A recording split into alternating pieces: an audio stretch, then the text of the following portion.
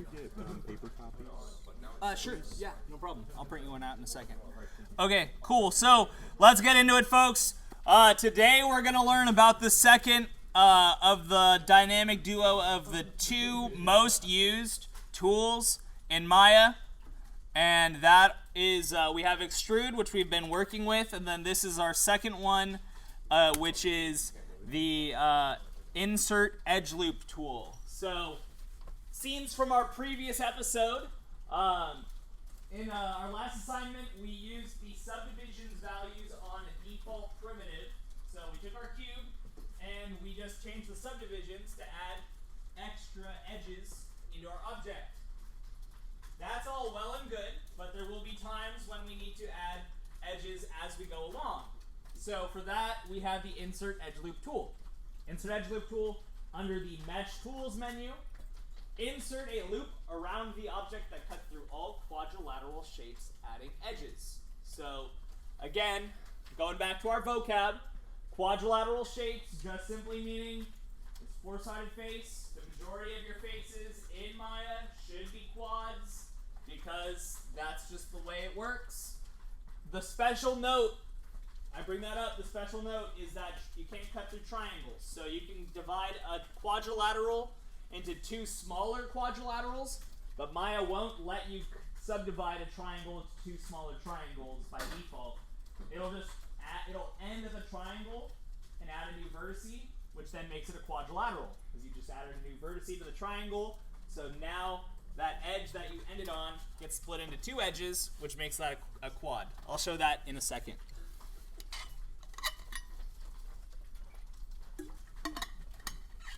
So what that's going to look like, if I flip back over to Maya. So I got a cylinder. I'm in object mode. I go under Mesh Tools down to Insert Edge Loop tool. And if I click on an edge, oh, whoops, hold on.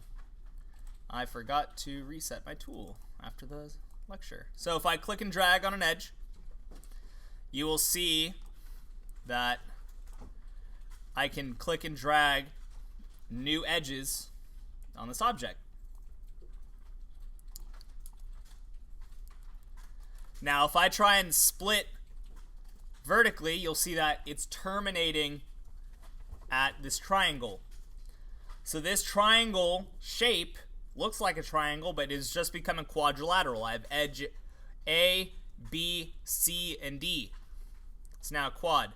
So also, if I try and split this now, hey, wait a minute. And then, so now because became a quad, it's trying to split the quad. It's terminating at this triangle now. This triangle is now a quad. So you have to be careful with this because you don't want this to happen.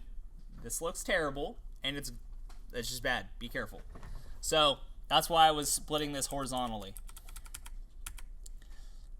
Now, a question that might come up in your head is, so what if I want to add an edge loop around the inside of all these triangles? What if I want to add an edge loop here? So what we're actually asking is, how do I make faces around the outside of this, which is done with Extrude? And I can just scale it in. So now it's created these quads on the outside and then just moved these triangles in towards the center, which in turn is creating an edge loop that's right here. Because basically this edge didn't move at all. In theory, it technically moved here, but we've essentially added a new edge loop on the inside of this. Yeah, no problem. So if I have the faces selected, I'm just selecting the faces a quicker way than you guys know. So you have all these selected, and you want to say add an edge loop around the inside of this so that you could do some kind of extrude, say with these faces. You just, instead of adding an edge loop, you're actually extruding, but you just click on one of the scale cubes and then just scale it inward. And so now you're left with these outer ring of faces and then the triangles on the inside, which is essentially the same as putting an edge loop through those triangles. We'll be practicing this more intensely on, well, Tuesday, because it sort of, these two combine with the Maya 4 notes for us to start your first project. So let me flip back over to this. So we just added an edge loop, a single edge loop. We can add edge loops manually as much as we want. Just keep clicking with that insert edge loop tool. One word of note, it is a tool, and that word matters. So we have our select tool, move tool, scale tool, rotate tool. They all end in tool. So if you are using your insert edge loop tool, it will stay as your active tool until you switch to something else, which means that you may accidentally add edge loops you don't mean to do. So if I go back in here and I'm adding edge loops, okay, so add an edge loop, great. Okay, switch into vertex mode, and I'm ready to start grabbing some of these verts. And hey, hey, no, I was trying to select a vertex. You see, I'm just, hey. So that's because I'm still on the insert edge loop tool. So you'll see it's highlighted actually on my toolbar over here. If I press Q to go to my select tool, you'll see this is now highlighted. And also I can click on vertices now. So your insert edge loop tool stays your active tool until you switch to another tool. So my pro tip to you, when you're done adding edge loops, so I add this edge loop, I'm done, hit Q, switch back to the select tool. Basically you're locking in that you've added the edge loops that you need to do for now. Pro tip. So that's adding one edge loop. What if you want to do a bunch? So multiple edge loop options are located in what's called the options box, which I'll show you in a second. And essentially it's exactly what you would think it does. It adds X loops evenly spaced along the edge that you're looping over. What the edge you loop over is the one that you click on, just to clarify that. So you can set this value, so that's why I put X. So if I go back to Mesh Tools, you'll notice that each of these options in the menu has a box next to it. So that is the options box, which you'll hear me do a lot sometimes. I'm trying to break the habit, but that was my Modeling 1 teacher. Just that's how he said it. Options box, option box, option box. So it's in my head as option box. So insert edge loop, option box. Multiple edge loops is an option, and then you can set how many edge loops you want to add. So if you want to add 30 because you're a crazy person, you can add 30 edge loops. Okay? Now, there's this key here, use equal multiplier. So you'll notice that they are evenly spaced from one another. So that is kind of helpful, because let's say I set this to 4. This will become relevant in a second.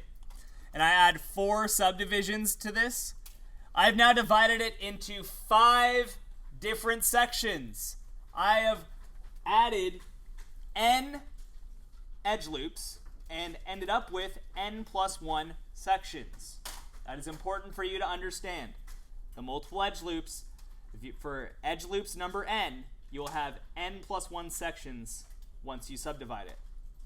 Does everyone understand what I mean by that? Okay, cool. When you are done with adding multiple edge loops, remember to reset your tool. Think about it like you're a painter. You're done with that paint on your brush. Dip it in the water, okay? So like when I started the lecture, I had forgot to reset my tool, so that's why when I clicked insert edge loop, it added 5 edge loops, and I was like, oops, that was a mistake. So we're artists in here. You're getting your F requirement. For those of you that don't know what that is, you're getting your fine art elective credits for being in here. So let's be artists. Dip your paintbrush in the water. Reset your tools when you're done using them. Questions, comments, concerns about insert edge loop? Excellent. Okay. I'm going to leave these answers up for you to copy. Okay, so moving on. So we're going to talk about some ways to make yourself better, gooder at this.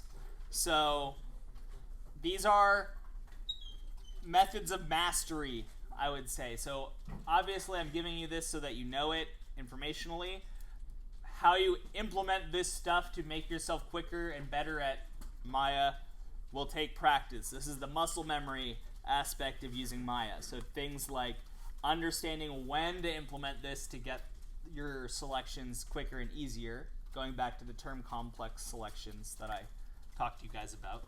So the first one we have is the method of selecting a loop. This is basically most useful with edge loops because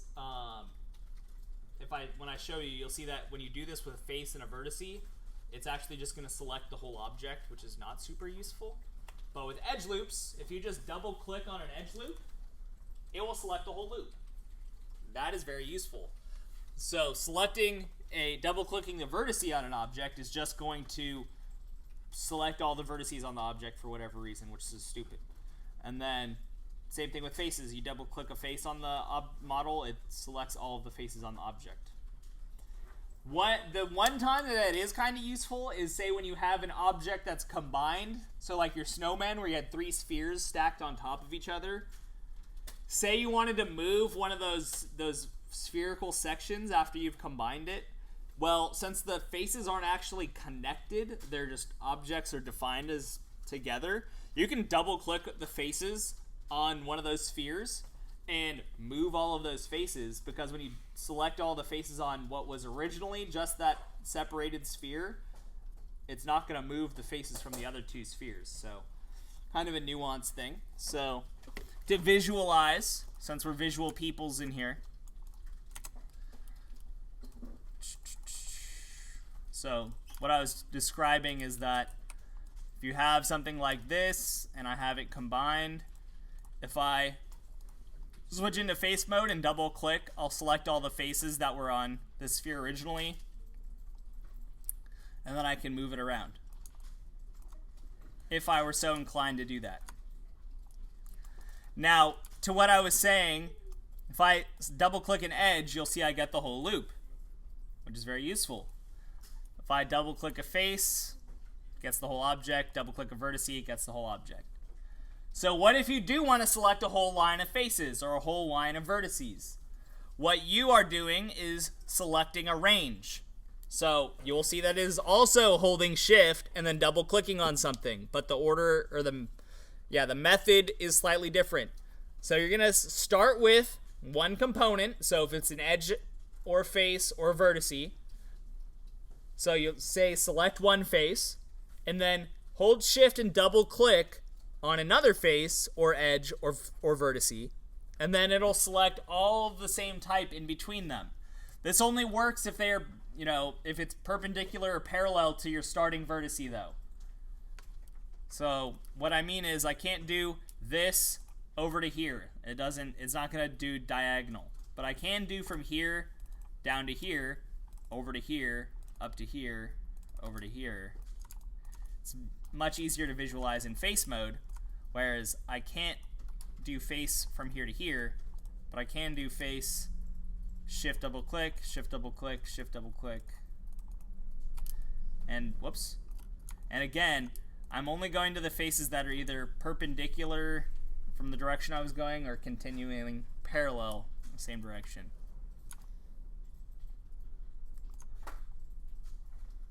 All right, so I'm going to just extrude this because it's going to be... Wait, what do I have left on here? Oh, expand selection. Okay, hold on. I'm not going to extrude this yet then. So expand selection. One final way of selecting. So the caret keys are the keys next to the letter M on your keyboard. So they have the period and the comma on them as well. So if you hold shift and tap those keys, you can grow and shrink your selection.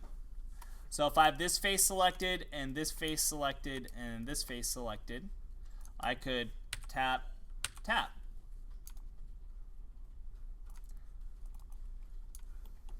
So again, are you going to use these methods on every single piece of work you do? Most likely not. But knowing them, knowing that they're there, and recognizing when it's appropriate to use them is the key to mastery. I'm assuming that you guys have heard the saying the difference between a beginner and a master is 10,000 hours. The same is true across all things, especially Maya. So It's just learning when and where to deploy the tools and then, make your job as simple and direct as possible. All right. The final stuff for our notes, I'm going to assume that most people have gotten select loop. I'm going to go ahead and pause this again. So last two things on here. How do you reuse your last tool? So G is reuse last tool. And basically what you need to know about that is simply that when you repeat your last tool, it's not going to show the name of the tool that you repeated in the status bar. It's going to show repeat last. Now I mentioned that because of what I specifically told you to look out for on Maya 2 when we undo and extrude. What is it supposed to say in the bottom of the status bar? Undo poly extrude. Thank you, sir. Yeah, so when you undo your extrude properly, you'll see at the bottom in the status bar, undo poly extrude. That's how you know you undid it all the way. So if you extruded and then repeated it and then go to undo it, so let's say I extrude this, cool, come over here, G, reuse my last tool, extrude again, okay, cool, except I want to undo it, Command Z, and it's telling me down here that my undo is complete, but it's saying undo repeat last. Minor note, it's not anything crazy. I just want to point out, as long as you see the undo repeat last show up and you know that you were undoing an extrude, it's really all you need to know. The last thing on here, so when extruding faces, you may keep faces together or toggle it off for the current extrude operation. That is a statement. Okay, so you either have the faces together or you choose to turn it off. By default, you're keeping your faces together, which means that if you select a group of faces that are contiguous, so there's your SAT word for the week, contiguous, being connected and adjacent to each other. So if you keep faces together, they extrude and you only get new faces around the boundary of the area you selected. So if you selected 9 faces, you only select the boundary of those 9 faces and get new extruded faces there. If you turn it off, it treats every single face in your selection that you're extruding as its own individual extrude operation. So everything happens uniformly across all of those faces, separate from one another. So what that would look like, if I have these 9 faces selected here, and I extrude, by default, oh, whoops, hold on, I did not want to have these selected too. There we go. So if I extrude, by default, it's going to look like that. It's only going to create faces around the outside of my boundary. If I go inside here, there's no faces. It's just empty, right? So if I toggle keep faces together from my extrude box to off, see how each one is treated individually and separates them out as they move away from the object. Keep faces together on, keep faces together off. I teach you this not because you will use it commonly. 99.9999 times you use extrude, we're rolling default with our faces together. I tell you this because for making details and cool looking things on your wand, you may want to separate faces that you extrude. So I'll show you an example to make something look sort of like a Roman column. So if I grab these faces around this cylinder and I extrude, I'm going to turn my keep faces together off and just tap my scale cube. I'm going to scale in a little bit and then scale in on the red and this a little bit, and then I'll push this in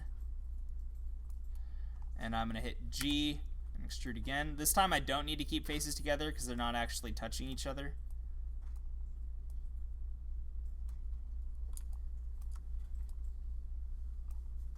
And I can get something like this. And fact, let me do this. That'll make it look a lot better, actually.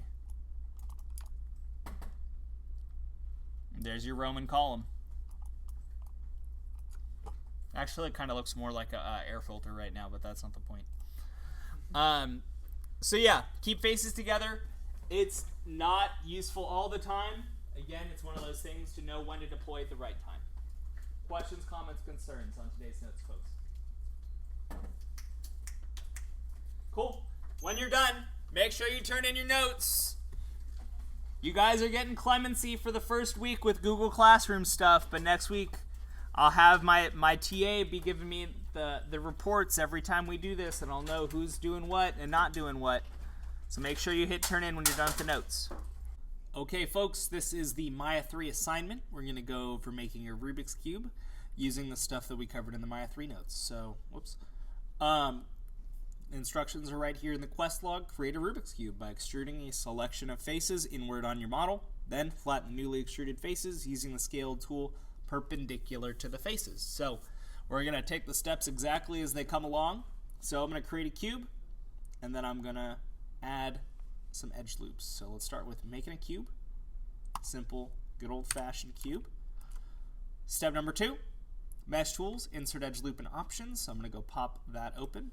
Mesh Tools menu, Insert Edge Loop, and open up my Options box. You'll see it opens my tool settings. If your tool settings are floating off in space, you may find it useful to grab the gray box and snap it to someplace like over here. This is the default area for the tool settings.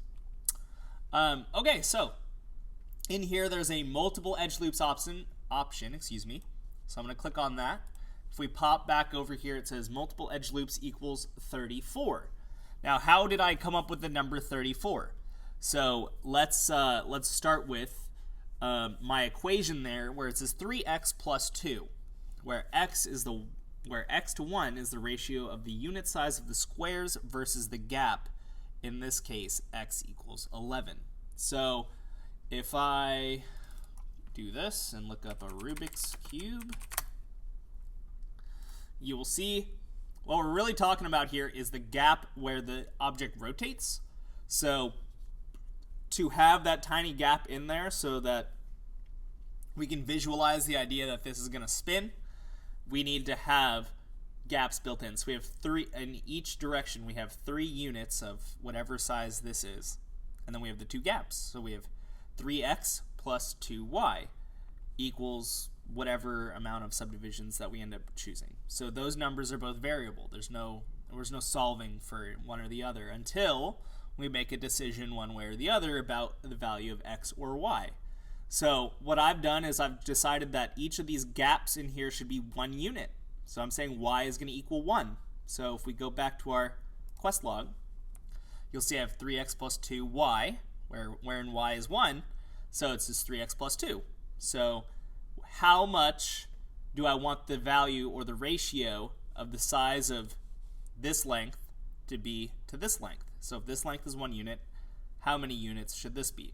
So the more I increase that ratio, the smaller this gap becomes in relation to this length. Okay, so I chose an 11:1 ratio. So that means there's 11 units. This is the 12th face, and then 11 faces, and then another 12th face. So this will be my 12th and 24th face, and then this will be the other 11. Respectively is the word I was trying to use a second ago. So why does it say multiple edge loops is going to equal 34 then? Because I just said my x is going to equal 11. 3x plus 2 does not equal 34. So the reason why we're adding 34 edge loops is that adding n number of edge loops, in this case 34, will result in n plus 1 sections or subdivisions. So in this case, I want 35. So that means I need to cut in 34 loops to get 35 sections. 34. Click once in the width, depth, and height direction. Now, whenever you want to end your insert edge loop tool, first of all, I'm going to reset my tool so that its settings go back to default. And if I were to click on this again right now, you will see that it splits in another edge loop. and we don't want to do that. So what I want to do is hit Q. That's going to bring me on my select tool, and you'll see that I can now click around no problem. All right, so let's go into face mode and close my tool settings here. And we're just going to do a bit of counting, folks. 1, 2, 3, 4, 5, 6, 7, 8, 9, 10, 11, 12th row. I'm going to hold shift and single click this face. Continue holding shift and double click the face next to it. That's going to use the select range option to select all the way around this object back to this face here to get the loop all the way around my object, right? Okay, so I'm going to keep holding shift. 1, 2, 3, 4, 5, 6, 7, 8, 9, 10, 11, 12th row. I'm going to shift and single click this face, shift and double click this face. Whoops, and I deselected that. There we go. All right, so this direction as well. Holding shift still because we're adding to our selection. 1, 2, 3, 4, 5, 6, 7, 8, 9, 10, 11, 12. Single click, double click. So holding shift the whole time, folks. 1, 2, 3, 4, 5, 6, 7, 8, 9, 10, 11, 12. All right. Doing good so far. One more set. So I'm going to hold shift. 1, 2, 3, 4, 5, 6, 7, 8, 9, 10, 11, 12. 1, 2, 3, 4, 5, 6, 7, 8, 9, 10, 11, 12. All right, if you do it right, you should end up with a grid that looks something like this. Now I'm using an isolate select mode. We have not learned about this. I'm just trying to show you these are the faces that you should have selected. The rest are unselected. Okay, so switch to the select tool and use the select range method to select the faces you are extruding. Check. Extrude, ensuring your corners do not invert, aka become black. So what that will look like, I'm going to hit the extrude button on the poly modeling shelf. Go find wherever your manipulator ends up. So in my case, it's right here. And I'm going to press this down. Okay, and I'm going to rotate around so I can look at the corner here. If you push this down too much, you will see that these faces push through the back of one another. So this face becomes black. Now I'm going to click off and just deselect for a second. So you can see that this face is black. And so is this one because they've pressed through each other. So instead, you don't want to do that. So just make sure they're fairly close. Just to give you guys a little bit of clarity, this value right here, local translate, should be no greater than negative 0.025. I believe negative 0.027 is the point at which it inverts. So make sure you can always double check that if you're a little curious about whether you did it right or not. All right, so that will leave you with something that looks like this, which is mostly done. But what we have to do for each of the 6 sides, you need to flatten these corners so that they become hard 90-degree angles rather than curved out like this. So I'm going to select this face, single click with the select tool. I'm going to hold shift and double click across to the other edge. Now, this is also using the same select range method, but keep in mind to select the whole loop, you shift and double click the face next to it. If I select a face and shift and double click across to it and it's in a perpendicular or parallel line with it, it'll connect just those faces between them. So I'm going to hold shift and click here, shift and double click here, shift click here, shift and double click here, shift and click, shift and double click. So again, just to show you what you should have selected, you should have these faces only. Okay? Now I'm going to switch to my scale tool. So for each side of the cube, use the select range method to select only the gap faces on that side, then use the scale tool to flatten the faces. So what that looks like would be this. So these faces are aligned on the XY axis. The Z axis is perpendicular to them. So as I press on this, you take a look, watch these corners here. Boom, they flatten out. So I'm going to undo it. Go back to my isolate select. You'll watch those corners. Just everything flattens out to the middle point for all of these faces. It finds their volumetric center and pushes them so that they're flat against that. Okay, so that's one side. I'm going to grab this side, hold shift and double click, shift click, shift double click, shift and click, shift and double click, shift and click, shift and double click. Alright, so when you are done, each side, you have to do this for the other 4 sides, should have this nice crisp corner, okay? No crisp corner, no credit. Alright? So, once you've that completed, this should look like this, and you will know that you are done with the Rubik's Cube. So thank you for watching.